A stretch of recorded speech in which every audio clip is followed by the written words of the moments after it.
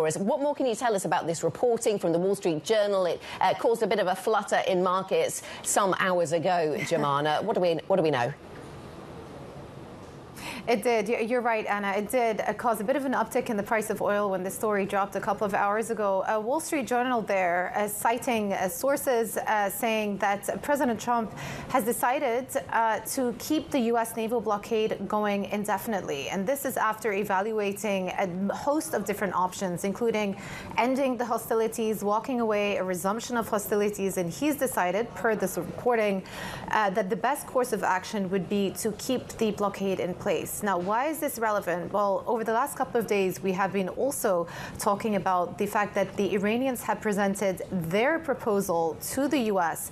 about how they see an end, a full end to the war and a phased approach. So in the proposal that was put forward by the Iranians a couple of days ago, they suggested having phase one include a mutual lifting of the both blockades that are in place and then deferring the discussions around the nuclear portfolio and the nuclear file until later on.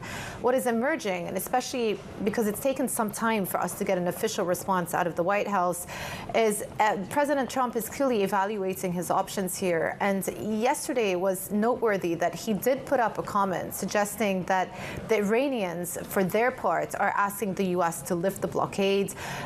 He is framing it as the Iranian economy beginning to hurt, and because of the economy beginning to hurt, more pressure for the Iranian regime. And so the thinking from the U.S. perspective is the longer that this blockade stays in place, the more you're going to start to see the economic impact from that key oil exporting lifeline being cut off, and the more incentivized the Iranian side will be to come to the table, i.e. what's happening here is a shift in focus away from, say, military hostilities towards an economic war that the U.S. is leveling right now against Iran. And we're very much in a situation where it is still a battle of the wills and a sort of staring down competition about who will be incentivized to move first on this blockade. But of course, the longer this persists, the more you're going to see pressure and upward pressure coming through on oil markets, which is exactly what you're seeing this morning. And then the final point is, it's also become apparent in the last couple of days that the U.S. administration does not want to bifurcate the two stories. The Strait and the nuclear discussions need to go hand in hand. You can't have a situation where the blockade is lifted and the U.S. walks away from the war without a resolution on the nuclear question.